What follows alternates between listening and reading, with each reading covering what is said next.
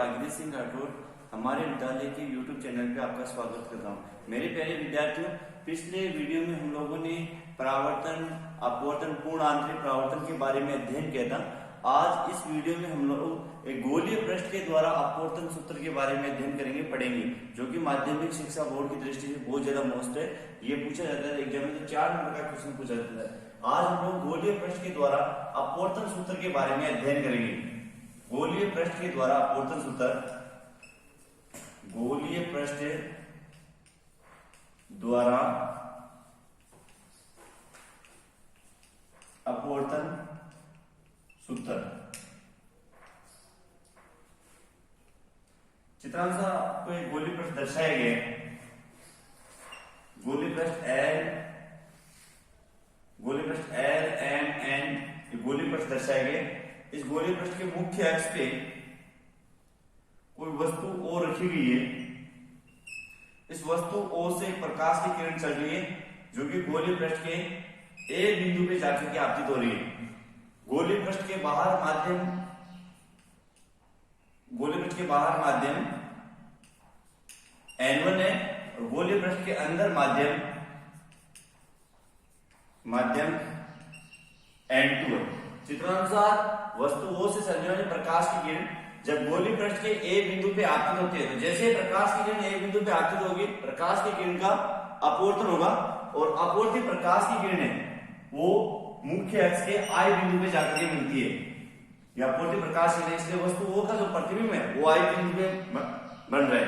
वस्तु O से चलने वाली प्रकाश किरण है और गोलीय पृष्ठ के A बिंदु पे ताकि जैसे ही आपतित होगी, प्रकाश की किरण का अपवर्तन होगा और अपवर्तित प्रकाश किरण वो I बिंदु पे जाकर के मिलती है। यहाँ पे हम लोग एक अभिलंब खींच रहे, चित्रांश जो ये अभिलंब है, एक अभिलंब खींचे जो कि मुख्य अक्ष के बिंदु C पर जाकर के मिल रहे। वस्तु है वो मुख्य अक्ष के साथ में अल्फा कोण बना रही है और जो प्रतिबिंब है वो मुख्य अक्ष के साथ में बीटा कोण बना रहा है और जो वक्रता केंद्र C है वो मुख्य अक्ष के साथ में फाई कोण बना रहा है। यहाँ पे आपतित प्रकाश की किरण है, आपतित प्रकाश की किरण और अभिलंब इनके मध्य बनने वाला जो कोण है इसको हम लोग कहेंगे आपतन कोण। आपतित प्रकाश की किरण और अभिलंब इनके मध्य बनने वाला जो कोण है इसको हम लोग आपतन कोण आई कहते हैं। और जो ये अपवर्तित प्रकाश की किरण है, अपवर्तित प्रकाश की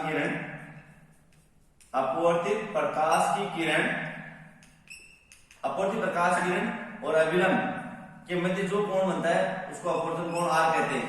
यहाँ पे चित्रानुसार जैसे प्रकाश की किरण A बिंदु पे आपतित होगी, प्रकाश की किरण का अपवर्तन होगा और अपवर्तित प्रकाश किरण वो I बिंदु पे जाकर के मिलेगी। तो स्नेल नियम के अनुसार अपवर्तन सूत्र है वो निम्नोक्त होगा। स्नेल नियम के अनुसार अपवर्तन सूत्र N या म्यू बराबर होगा sin I बटा sin R।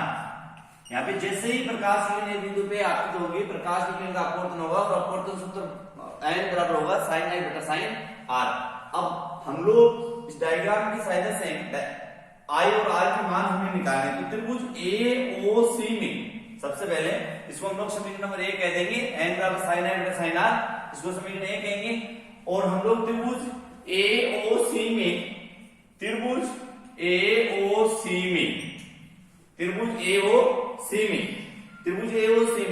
I बराबर हम लोग कह सकते हैं I बराबर अल्फा प्लस फाई, I बराबर कह सकते हैं अल्फा प्लस फाई, क्योंकि त्रिभुज के आंतरिक कोणों का योग,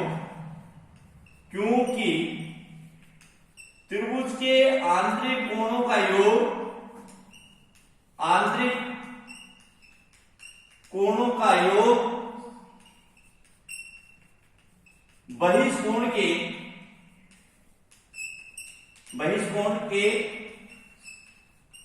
तुल्य होते हैं। इसलिए अंदर वाले कोण अल्फा और फाई और बाहर वाला आई, तो आई का मान है वो आंतरिक कोणों के योग के बराबर होगा। आई बराबर कह सकते हैं अल्फा प्लस फाई। इसी प्रकार त्रिभुज ACI में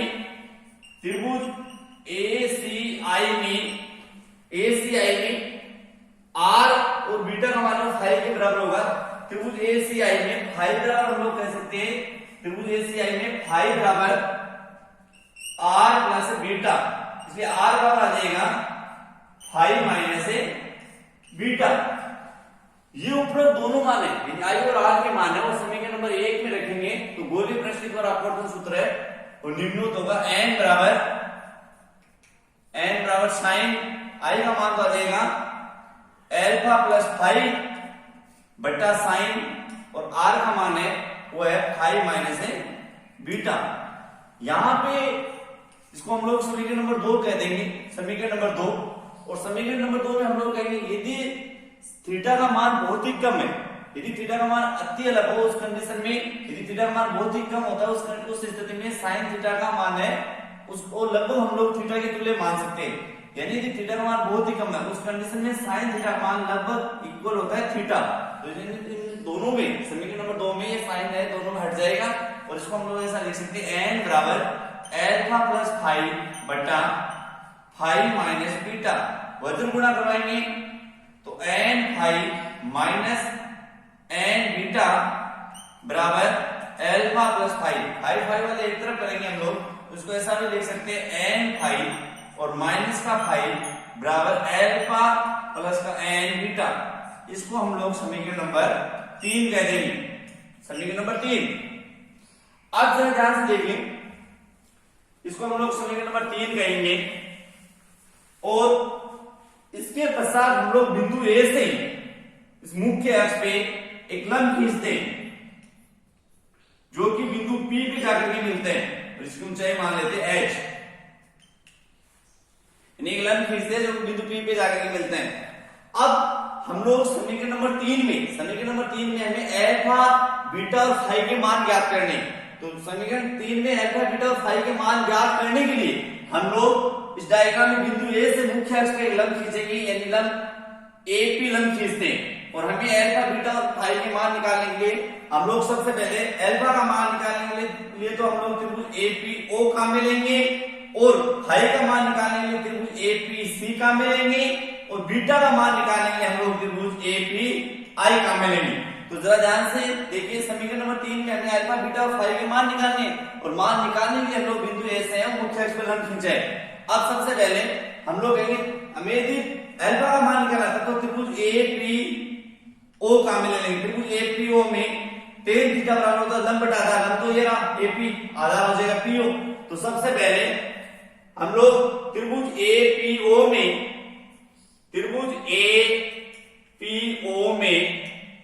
tan अल्फा का tan थीटा बराबर लंब बटा आधार, थीटा के सामने की भुजा सबको थीटा के सामने भुजा लंब तो एपी, आधार है पीओ, तो tan अल्फा का मान हो जाएगा एपी बटा पीओ। इसी प्रकार त्रिभुज एपीसी में इसी प्रकार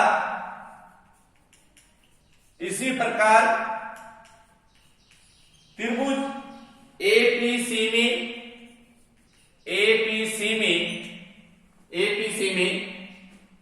tan फाई बराबर एपी बटा पीसी, tan फाई का मान निकालेंगे वही लंब बटा आधार, लंब तो एपी, आधार है पीसी, तो एपी बटा पीसी,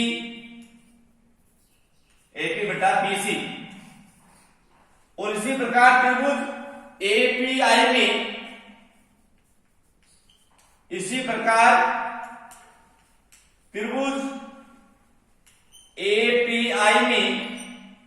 tan बीटा बराबर वही लंब बटा आधार, लंब तो एपी और आधार है पीआई।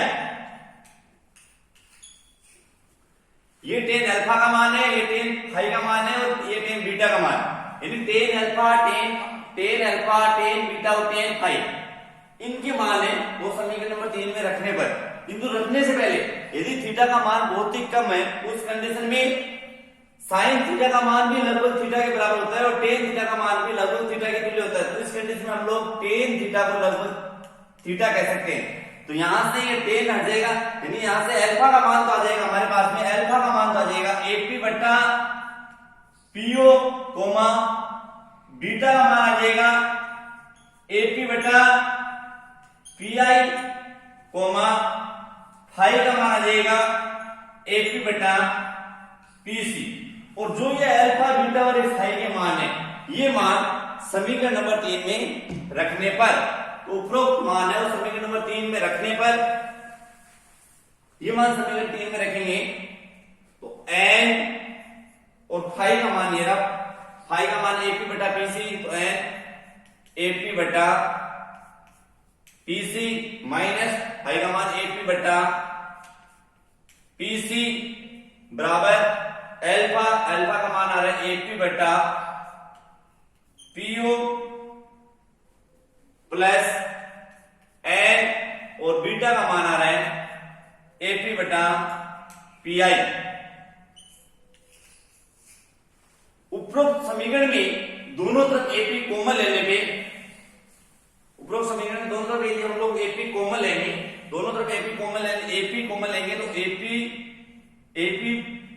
कॉमन लेंगे यहां से, तो n बटा PC माइनस 1 अपॉन PC बराबर AP कॉमन लेंगे यहां से 1 बटा PO प्लस का n और PI, और AP दोनों तरफ कट जाएगा, तो यहां से रिजल्ट ये आएगा n बटा PC माइनस 1 अपॉन PC बराबर 1 बटा PO प्लस n PI।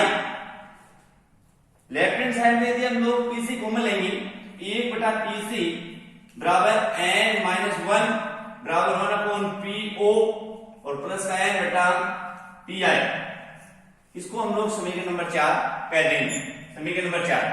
अब जरा ध्यान से देखिए, ये समीकरण नंबर 4 के साथ इसमें हम लोग चिन्ह परिपाटी काम में लेंगे, क्योंकि वस्तु O पे रखी हुई है, वस्तु का प्रतिबिंब में I बिंदु में बन रहा है, और हमें चिन्ह परिपाटी में हमने पढ़ा था कि दूरियों का मापन है सदैव ध्रुव बिंदु से। यहाँ गोलीय पृष्ठ का जो मध्य बिंदु है, जो n बिंदु है, इसको ध्रुव बिंदु कहा जाता है। अब जरा ध्यान से देखिए कि जो बिंदु P है वो बिंदु M के बहुत ही नजदीक है, पास में, इसलिए बिंदु P को हम लोग M लिख सकते हैं। तो जैसे ही हम लोग इस समीकरण नंबर 4 में जहां पर भी P लिखा है उसके स्थान पे यदि M लिखेंगे तो समीकरण 4 का रूप है वो निम्नोत हो जाएगा। यानी कि इस कंडीशन में यदि बिंदु P है वो बिंदु M के बहुत ही नजदीक है, पास में, तो उस कंडीशन में हम लोग PC का मान है उसको हम लोग MC के तुल्य कह सकते हैं, और PO है इसके स्थान पे हम लोग MO लिख सकते हैं, और PI है उसके स्थान पे हम लोग MI लिख सकते हैं। तो ये सभी मान जैसे समीकरण नंबर 4 में रखेंगे तो समीकरण नंबर 4 का नया स्वरूप निम्नोत होगा, समीकरण नंबर 4 का नया रूप निम्नोत होगा, यानी 1 अपॉन MC कोष्टक में n माइनस 1 बराबर 1 upon MO plus n MI। इसको हम लोग कह देंगे समीकरण नंबर 5, समीकरण नंबर 5।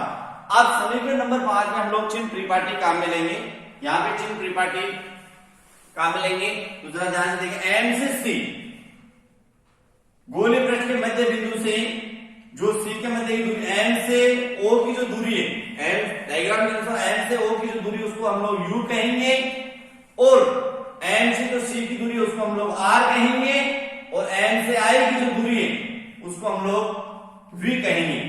जरा ध्यान से देखो, M से C गोलीय पृष्ठ के मध्य बिंदु से वक्रता केंद्र के मध्य की जो दूरी है उसको वक्रता त्रिज्या R कहते हैं, यानी M से C का मान है, M से C का मान है वो कहलाएगा R, कोमा M से O गोलीय पृष्ठ के मध्य बिंदु से वस्तु की दूरी M से O का मान है MO, उसको हम लोग U कहेंगे। तो M से O की तरफ जब हम लोग जाएंगे तो आपके प्रकाश की डायरेक्शन ऊपरी जा रहे हैं, हम लोग M से O की तरफ जा रहे हैं, आपके प्रकाश डायरेक्शन से हम लोग ऊपरी दिशा में जा रहे हैं, तो M से O का मान है, इन MO के स्थान पे हम लोग लिखेंगे MO बराबर माइनस का U, कोमा M से I यानी MI, इसको कहेंगे हम लोग V, M से I का मान है वो कहलाएगा V।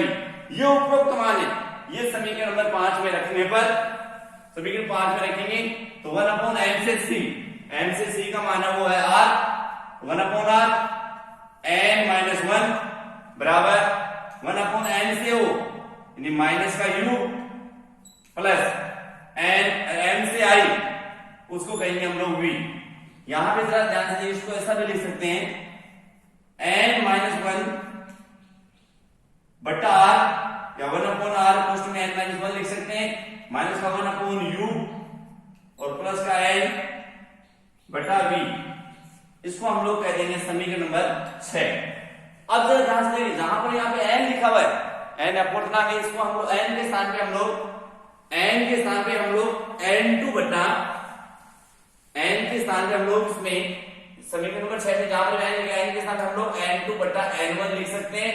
जैसे n के स्थान पे n2 बटा n1 लिखेंगे तो समीकरण नंबर 6 का मान है और समीकरण नंबर 6 स्वरूप निम्नलिखित होगा, यानी 1/r बराबर कोष्टक में n के स्थान लिखेंगे n2 बटा n1 माइनस का 1 बराबर माइनस का 1/u और प्लस n के स्थान में n2 बटा n1v। यहां पे इसका एलसीएम लेंगे तो रिजल्ट क्या आएगा, n2 माइनस n1 बटा n1r बराबर माइनस का n1v बटा u और यहां से n2u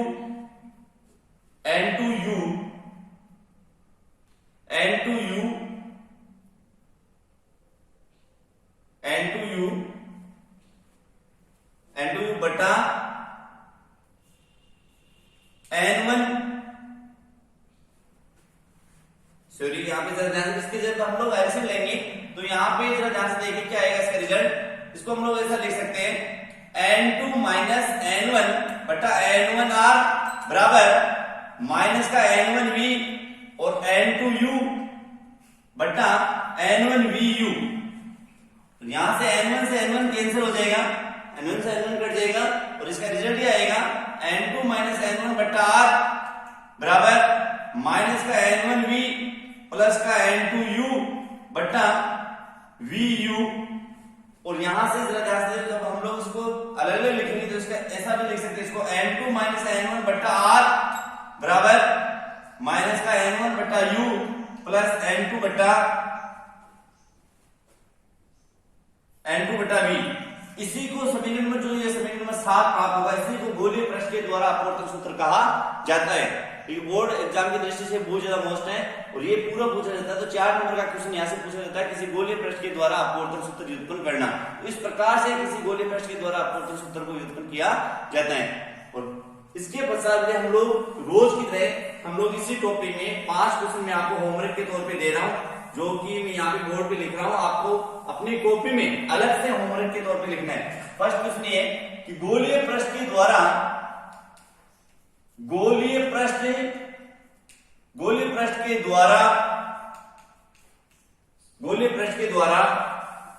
अपवर्तन सूत्र व्युत्पन्न कीजिए।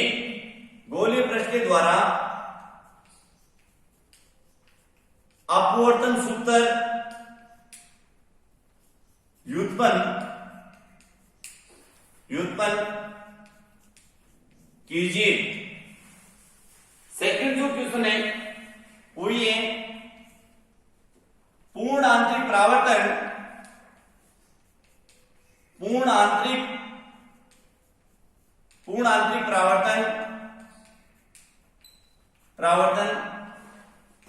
की घटना को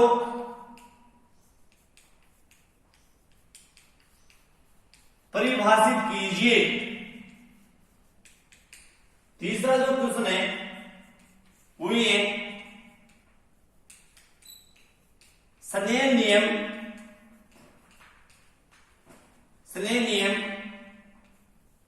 को परिभाषित कीजिए। और जो चौथा जो क्वेश्चन है वो ये क्रांति कोण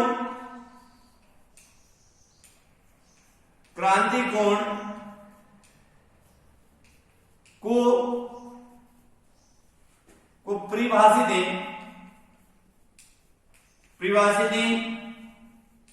कीजिए। और लास्ट जो 5वां क्वेश्चन है वो ये पांचवा जो क्वेश्चन है वो ये कि परावर्तन तथा अपवर्तन की घटनाओं को परिभाषित कीजिए। परावर्तन तथा अपवर्तन की घटनाओं को परिभाषित कीजिए। इस प्रकार से ये 5 क्वेश्चन आपको हल करना है। नेक्स्ट टॉपिक में हम लोग लेस निर्माणी सूत्र के बारे में पढ़ेंगे। Thanks all the students.